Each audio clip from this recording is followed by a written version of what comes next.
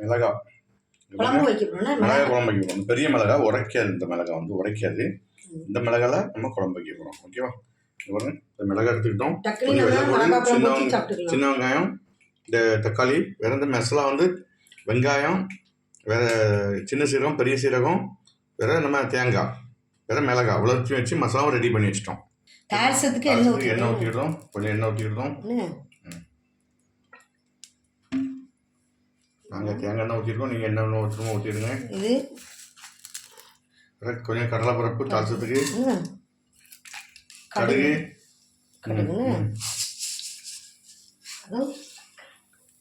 கடுகு போட்டு விடுதோம். பொடி வெங்காயம் உரிச்சு வச்சுருந்தோம்ல, அது இப்போ பருப்பதியாக வெட்டி போட்டு விடுறோம். தாளிச்சதுக்கு நல்லா இருக்கும் பொடி வெங்காயம். இப்போ நல்லா பொரிஞ்சுட்டா தக்காளியே லேசாக சேர்க்கணும். அதே எண்ணெயில் வெள்ளை கொஞ்சம் தொலியோட அதே எல்லாம் போட்டுருக்கோம். ஒழுங்கு போட்டு அதையும் பச்சை மிளகாவை அப்படியே ரெண்டு ரெண்டாக பாதி பண்ணி இது போடுறோம். வேறுங்க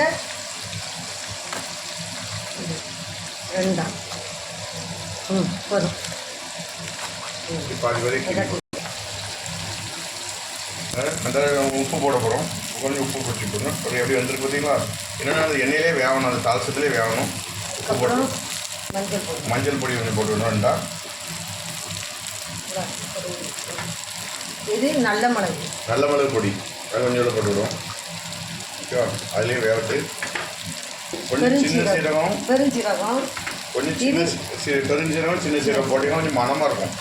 ஓகேவா? அந்த எண்ணெயிலே ரசஞ்சினா காயப்பொடி கண்டிப்பாக போடணும். கொஞ்சம் காயப்பொடி கொஞ்சம் போடுங்க. ஓகே,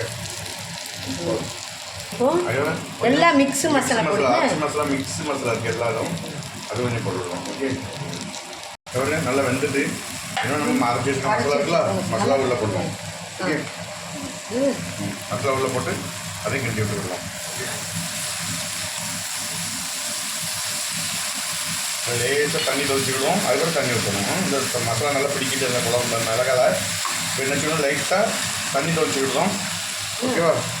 அது லைட்டாக தண்ணி தொளிச்சு விட்டுவிடுவோம். ஏன்னா இது இந்த மிளகாயில் அந்த மசாலா பூரா மிளகால பிடிச்ச பிறகு அப்புறம் தண்ணி ஊற்றி தேவையான அளவு நம்ம கிரேவி மாதிரி வச்சுக்கிடுவோம். இன்னும் தண்ணி ஊற்றிவிடும். நல்லா வந்துட்டு பிறகு நான் தண்ணி ஊற்றிடுவோம். தேவையான அளவு தண்ணி எவ்வளோ நம்ம கிரேவியாக வேணுமோ அது வந்து தண்ணி ஊற்றிடுவோம். எப்படி பாருங்க, சூப்பராக கிரேவி மாதிரி வந்துட்டா இவ்வளோ அருமையாக இருக்கும். இதே மாதிரி நீங்கள் பண்ணி சாப்பிடுங்க. பண்ணி நல்லா வெந்துட்டு இப்படி போனால் 5 நிமிஷம் வேலை தான், வேறு ஒன்றும் கிடையாது. அருமையாக இருக்கும். இதேமாதிரி நீங்களும் பண்ணி சாப்பிடுங்க. ஓகேவா? சூப்பராக இருக்கும், டேஸ்ட்டாக இருக்கும். ஓகே, மீண்டும் நம்ம அடுத்த வீடியோவில் சந்திப்போம். நன்றி, வணக்கம். மிளகாய் குழம்பு ரெடி.